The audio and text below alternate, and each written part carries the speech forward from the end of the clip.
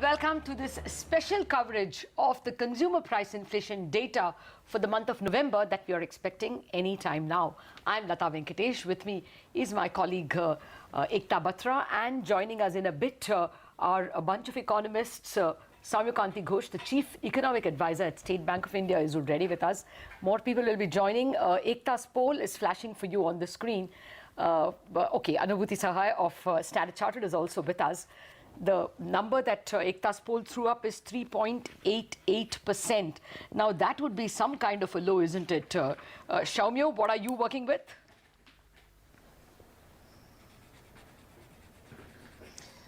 We are working with a number which is closer to 3.70. So it's at 3.67%. Because we believe some of the decline in the vegetable prices could be factored in the December number also. So we are working with a number close to 3.7. This would be the lowest in how many months or years?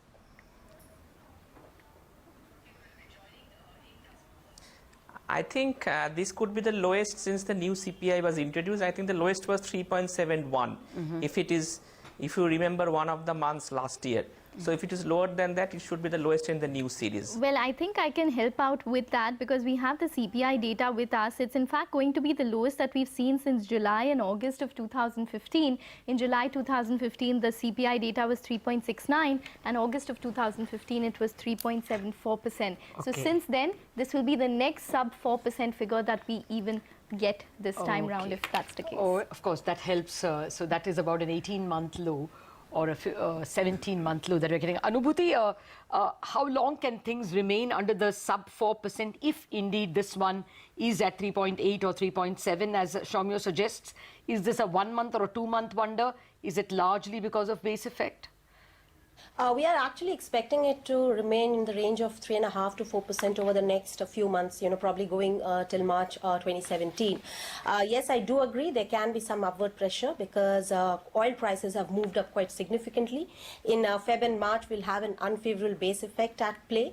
But what we need to factor in is, lower food prices going forward, assuming the supply disruptions do not play out. And the second most important part, which we will be watching out very carefully, in fact, from this particular data release onwards itself, is will there be any loss in the momentum of core inflation? Let's not forget that in the month of November, most of the companies, irrespective of the sector, have reported a decline in sales by almost 30 to 50%. If that's the kind of a situation, then pricing power should be relatively weaker than what it was in the Okay, I think we have the number. It's come in at 3.63 if I'm not mistaken. Oh, that's a fairly dramatic number, and that would be lower than Ekta's famous August 2015 number of 3.69. So it is indeed the lowest in the new series. The lowest we touched was in August of 2015, as Ekta very helpfully pointed out. This is quite a seminal fall that we are seeing in the inflation number. The food inflation number is the one that is the culprit. That has come in at 2.11. In October 2016, it had come in at 3.32. And incidentally, October consumer price inflation has been maintained unchanged at 4.20, no change over there. So the overall consumer inflation number coming in at 3.63, and the food inflation coming in at 2.11, which also I think is the lowest that we have seen in the new series. Food inflation clearly. 2.11, yeah. Being, again, the lowest since July of 2015. Okay. Yeah. Well, we are going to try and get you more details on which were the numbers that fell. Now we're getting more inane numbers like rural inflation and urban inflation. I'll just wait for the more important numbers. Urban inflation 3.05, rural inflation is slightly higher at 4.13%. But now we have to wait for the more detailed numbers in terms of the elements of inflation. Just give us a minute. It's the PIB website that has to open. We've got fuel and light, which has come in at 2.80. Okay, now we have the entire set. Should be able to give it to you in a minute. Cereals, 4.86%. Meat and fish, 5.83%. Eggs, 8%, 8.5% actually. And vegetables? Milk products, 5.5%. Yeah, vegetables are the most important thing, 10.3% lower. Remember, vegetable prices have been crashing for a goodish bit now. I think this must be the third straight month. Yeah. So 10.3, that's the one that's dragged down. Sugar is up 22% year on year. That's the one that's counterbalancing. Fruit also, inflation is fairly low at 4.6. It was actually in negative terrain, if I'm not mistaken, last time. Okay, let me get to the meat of the issue, which is the services inflation. Miscellaneous as a whole has come in at 4.83% miscellaneous inflation. In that, personal care is high actually at 7.73. I think that includes maybe a little bit of gold, I wouldn't know. Education 5.15. Recreation 4.03, transport and communication 3.77. That is more than those of rural as well as urban due to rounding off. Okay, and 4.55 is health. Household goods and services 4.21. I'll just read it out again for the benefit of Anubhuti and Soumya so that we can arrive at the core inflation and the core inflation from them. Household goods and services is coming in at 4.2%, health at 4.5%, transport at 3.77%, recreation services at 4.03%, education at 5.15%, and personal care and effects at 7.73%. My sense is core inflation would have significantly jumped. I'm reading it in detail because the Reserve Bank governor clearly said that he is worried about the non-food, non-fuel inflation, he's worried about the global crude prices, and he is worried about some elements in the food basket. I would assume he meant sugar for sure. Well, Soumya, are you able to calculate the core and is it going above 5%? Latha, your voice is breaking, but I have calculated the core CPI. It is actually almost at the same level. It is at 4.98%. Last 2 months, it was at 4.94%. So I think core CPI has remained almost at the same level. So that's the matter of comfort. And the other thing is that you mentioned that vegetable prices have actually crashed by 10% month on month. So remember that the month-on-month decline in the mandi prices in November was 18%. So that means the entire shock has not been transferred to the retail segment. In fact, in the first week of December, we have seen a 9% drop continuing in the vegetable prices. So we expect that the CPI number could trend down even lower in the next 2 months. Then it should rise. But now it seems clear that the year-end average should be clearly 60 to 70 basis points possibly lower than the RBI end March target of 5% at 2017. Okay, well, just wanted to add, the month-on-month fall in vegetables is actually about 6.5%. The 10.5 that I was reading to you, 10.29 to be precise, was the year-on-year fall in inflation. If you wanted the month-on-month, I just counted and that came to 6.5. By this logic, there is more fall to come. In December in food prices. Soumya, what is the expectation that you will get for December now? December, the fall. See, I think in December we are working with a number now below 3.5%. We are expecting a number, I mean, close to 3.6, and we are actually working at 3.67. So it is pretty close to that number. So we are working with a possibly a sub 3.5% in the next month. In January also, it will see a good, close number closer to that. February, March, it moves up. Possibly over 4%, but lower than 4.5%, which was originally the estimate before demonetization. Okay. So if things work out like that, we would get a year-end average, which should not be significantly different from 4.5%. Okay, Anubhuti, what's your sense in terms of miscellaneous inflation? Because that contains services, and services is expected to possibly see a slow transition in terms of demonetization as opposed to vegetable prices. So do you expect miscellaneous to possibly see a softening in the coming months? No, if you actually look at the numbers which you read out, and if you look at the core inflation calculation also, if it has remained flat, despite transport and communication moving up, and I agree with Latha that as far as personal care and effects are concerned, probably that has gone up because of higher gold prices. There seems to be some bit of softening in price momentum in other, for instance, in health, recreational services, and even if you talk about on the household goods and services. Now, whether this trend sustains or not going forward, it is extremely crucial. We are assuming that this trend of softening should continue over the next 4 months, and that should keep the core inflation pretty much flattish, even after penciling in, say, a 5% increase in petrol prices in the month of, say, December. Okay. Well, actually, if the average for the current year is turning out to be 4.5%, as you say, Soumya, then, you know, at a 6.25% overnight rate, we are charging a fairly severe neutral rate, real rate of actually 1.75%. There should be a rate cut in February, you think, any which way? Or do you think, Soumya, the governor will again point to crude prices, core inflation at 5%, sugar at 22%, and bulk at a rate cut?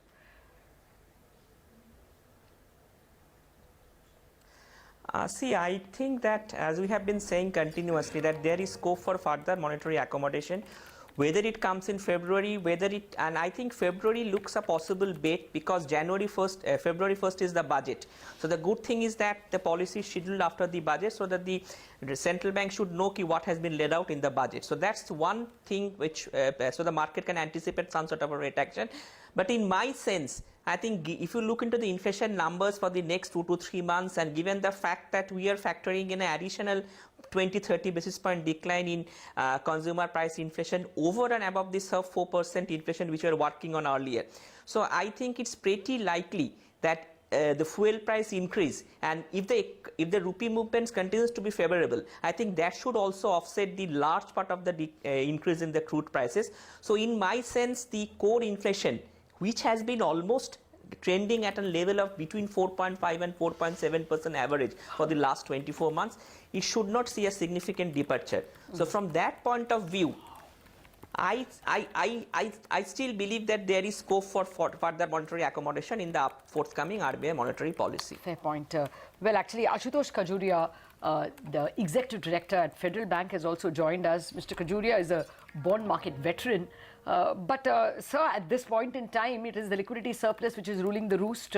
Will a 3.63% inflation cajole people to buy more bonds? Are we seeing yields falling? Actually, we see the most liquid 10-year paper. It's ruling at around 6.5 at current repo rate of 6.25. It's just 30 basis points above. But just look at the new 10-year, which is 6.97, and then the difference comes to somewhere around 10 to 15 basis points. Now, unless there is a strong expectation of rate cut, which had got built up, and as a result of that, there was a steep fall in yields, and yields had touched as low as 6.11 for the new 10-year benchmark. Unless that gets built up, I do not see much of a movement happening here, because compared to, I mean, if you see the spread over repo rate, it's hardly, you see the new 10-year benchmark, it's hardly 10 to 15 basis points. So but can't you, is not an inflation number of 3.63 enough to convince the market that there is space for another cut? See, when the policy announcement happened, 3.8 was already predicted based on the base effect and the way, November numbers were there. So I think 3.80, it has slightly come lower than that, about 17, 18 basis points lower than that. In fact, your own poll was suggesting 3.8889, around that. So I think if despite that projection being there, and still, it was status quo. Now, I think gone are the days when you would have, between the two policies, some rate action happening, because that was governor's prerogative earlier. Now there is an MPC. Now will it happen through a circular note, or will there be an emergency meeting of MPC to, do it between the two policy dates? It's anybody's guess, not yet tested, not yet seen. So I think we'll have to wait for the next policy, review date, and which falls in February. So I think I do not see, much of an action happening on account of this particular number, 3.63. But you mean there will be no movement in the bond market? Yeah, I don't see. But Mr. Khajuria, just to extend that point forward, cumulatively in this cycle, do you expect any cuts from the RBI, if not in Feb? I fully agree with Ms. Soumya, and I think in February I'm definitely seeing rate action, because by that time FOMC would have given its verdict in another 2 days. ECB thing is already over. You will see the consistency of the CPI number, seeing the December CPI as well. And I think by the time we meet in the RBI MPC meets in February, you will have all these data points there. You can also see some capital flows, some allocation for India if that's happening, and some capital flows happening in the beginning of the calendar year. That also would see some exchange, dynamics, exchange rate dynamics. And as a result of that, there would be enough material for the MPC to take a call in the next review. Okay. Because FOMC for quite some time has taken that pause stance. Let's see what happens tomorrow, and then we'll have a definitive sort of roadmap ahead. Okay. Well, to your point, Mr. Khajuria, that you are not aware whether the MPC will have the liberty of an out-of-turn meeting. Really, from the governor's point of view, nothing has changed. He said he's looking at core inflation. That has come in about 5 or 6 basis points higher than the previous month. Crude prices from the time he spoke to now are about 5% higher. And I don't think there's any let up in some food elements. He didn't say which ones. So his logic remains. It would fly in the face of facts and his own previous stance if he gave an out-of-turn rate cut now, because his data at least hasn't changed. Anubhuti, what are you looking at in terms of future RBI action? We are looking at a 25 basis points of rate cut in February. By that time, I think the RBI will get a lot more clarity on where food prices are headed, because in the previous policy meeting, they highlighted that due to supply issues, there can be some escalation in food prices going forward. Our sense is that by then, they will get much more clarity on food prices. They'll get much more clarity on what's happening on the core. And as the previous speaker pointed out, FOMC will be behind us. I mean, December policy meeting prioritized known risks, that is external risks, over unknown risks, that is what's going to happen on inflation and growth. But by Feb, we should have a lot more clarity on that. The budget should be behind us, and we would expect RBI to cut rates by another 25 basis points. And what are you expecting in the entire cycle? Overall, we still have overall put together 50 basis points, which is including February. But yes, we do have the kind of conviction which we have for February policy rate cut. It's not the same for the next rate cut in April. Okay. We want to be getting to even what will be the inflation expectations for calendar 2017, Anubhuti. But before I come to that, Mr. Khajuria, we got 2 more data points from the Reserve Bank about half an hour back or 1 hour back, when Mr. Gandhi and Mr. Mundra spoke. Mr. Gandhi said that they have printed 1.8 billion of 2,000 and 500 rupee notes. I am going to assume, for the sake of argument, that they are equal, 0.9 billion of 2,000 rupee notes and 0.9 billion of 500 rupee notes. Now, the 500 rupee notes that were taken away from the system were about 8 trillion. And if only, 0.9 billion has been put in, then we are looking at a, currency crunch extended over several months, you think? No, I think you're taking the number on one side and volume on the amount on the other side. When you talk of 8 trillion, it's 8 trillion is the amount Total of 500 amount. rupee notes. Okay. Here he is talking of Okay. I'm multiplying it. 0.9 billion would be 450 billion. I'm sorry, I missed out that step. It was there in my notes. 450 billion rupees of 500 rupee notes in value, but they're replacing 8 trillion. So are we going to see the withdrawal limit? I mean, the RBI's limit can be anything. When I go to the bank, I get only 5,000 rupees today at any given point in time. Do you think these currency crunch days will last well beyond December? See, number one, I don't see the entire amount being replaced by new notes, because if that is done, then the entire sort of objective of having less cash economy is totally, No, I take that point. I take that point. You don't need to replace 8 trillion of 500 rupee notes. But we are very far away from even 4 trillion. Assuming you want to replace half, we are not even 1 trillion in terms of 500 rupee notes. So, you know, and we are already into, you know, mid-December today. What's the status in December 31st? Do you think we live with this for a couple of months more?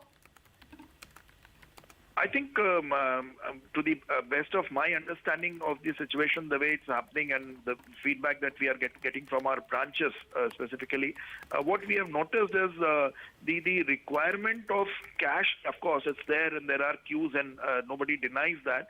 But gradually it is falling at a very steep pace. So I think the supply and the requirement, where exactly they meet, it would be very difficult to predict. But maybe it may go a few days or a couple of weeks into January. But by that time, because gradually we are seeing in our natural, I mean, the normal footfall which we used to see in our branches has drastically fallen. I think it's very difficult to predict because one bank's experience may not be extrapolated to talk of nearly 100 banks operating in India. Okay. But then definitely there is a relief in past few days, if not weeks. Okay, I don't have an account with Federal Bank, so I wouldn't be able to say, but our experience in Mumbai has been certainly less happy. No, I feel I've had enough problem with banks and accounts. Thank you. But anyway, the point I was trying to arrive at is that if the currency crunch is going to continue, it has a bearing on inflation and growth, and that was the argument which I was trying to drive at. Soumya, what are you forecasting in terms of 2017 inflation number, an average for, or FY18, however you want to take it?